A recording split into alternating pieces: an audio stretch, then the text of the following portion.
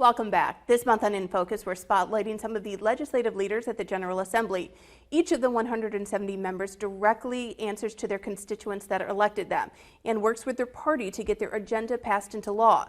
But some legislators have taken on bigger roles and have louder voices in the process. This week, we're talking with one of those representatives, Jason Saine. He's a Republican from Lincoln County who also serves as one of the head budget writers in the House. Thanks for staying with us. Sure, thank you. So every legislator you talk to, they have the general list of things that they like to work on, but they all have that one priority. For you, that's taxes. It is taxes, yes.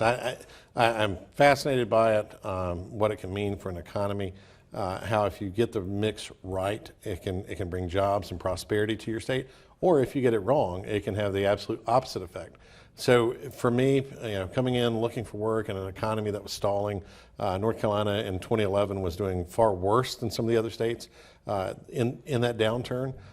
Seeing that we could, steer that ship in the right direction, it took a lot of work. It took a number of years, but getting us to a place where we're leaders and not falling behind, but leading has been a passion of mine. And it's kind of like once you win one game, you get a taste for the win, and you want to go to the next game and the next game and the next game. And so we've been able to do it in a very thoughtful process. And then the fact that other states are calling us, and I get invited to go talk to them and say, how did you do it? What's the secret sauce? And I'm competitive by nature, so I don't mind sharing that, because I know that if they adopt those principles, then it's going to mean that we're going to have to make sure that we stay on our A game. And so in taxes, you can do a lot. And look, again, I came out of the Reagan era. The Reagan tax cuts and how it stimulated the national economy plays very well. Dr. Art Laffer, the Laffer curve, is someone that as a political wonk and geek I've followed and since I've got to know Dr. Laffer. So I've subscribed to his philosophy. And it's kind of fun to see what you know in your heart to be true and that you believe, and then to put it into action and put it into motion and see it work is pretty rewarding. We've obviously seen over the last several years since Republicans have been in charge, a big debate over the Republicans' theory of cutting taxes, especially corporate taxes, to help boost the economy, whereas we hear a lot of the Democrats say, don't cut these taxes for these folks who have the money, give that money to somebody else. That's a big philosophical difference. It's huge. We cut taxes, and Governor Cooper gets to cut ribbons for all the new business that comes to North Carolina. I've yet to see him not be there when we're cutting a ribbon.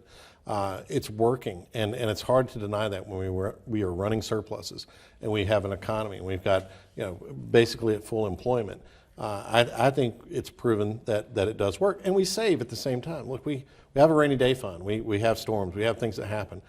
So it's not just cutting taxes. It's being very fiscally prudent about how you spend dollars and invest.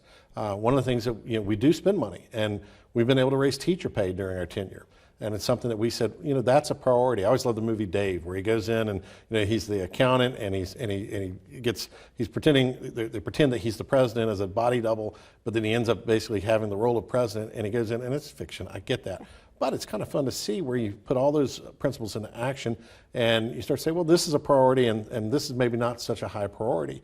Is it really what we should be spending people's dollars on? So watching that happen and seeing how that all plays out, it's not just a game, because it impacts people's lives in either a good way or a bad way. And for me, it's been very rewarding to see what I believe has been some great successes because our team has pulled it together and made it happen, and we're helping everyone in the state of North Carolina as we do that.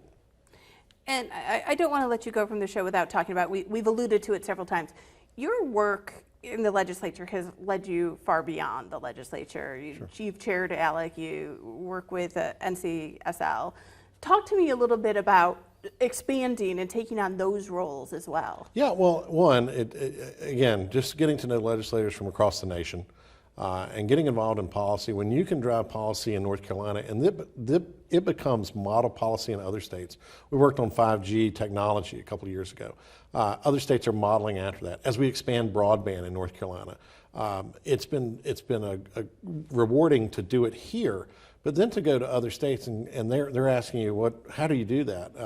And having roles in those organizations and being able to share it there has been incredibly rewarding, and then finding ways to not just do it here in North Carolina, but to be a part of leadership in other organizations. I do find that rewarding, and it's a good use of my time to say that, you know, I'm validated by that, just from a personal experience. If you're in your job, you want to succeed, you want to show that you do have some expertise in areas. So it's allowed me to do that, and again, meet awesome people. You know, people are fun, and you get to kind of see what makes them tick and see what other areas of the country are like, and what they're doing and what works and what doesn't work. Well, we only have about 30 seconds or so left here, but what's next? Do we see Jason staying in the legislature for years to come? Do you have bigger aspirations? I don't plan that, because in politics everything's about timing. You know, my congressman's a good friend, and we've worked together, and I want him to continue to serve, and I don't necessarily have aspirations to do otherwise, but I leave it open. It's not a non-answer. It's just in politics, timing is everything. Okay. I want to thank you so much for joining us Thank today. you. And I want to thank you for joining our conversation as we focus in on the big issues that are facing North Carolina. We're going to see you back here next week for another edition of In Focus. Until then, have a great week.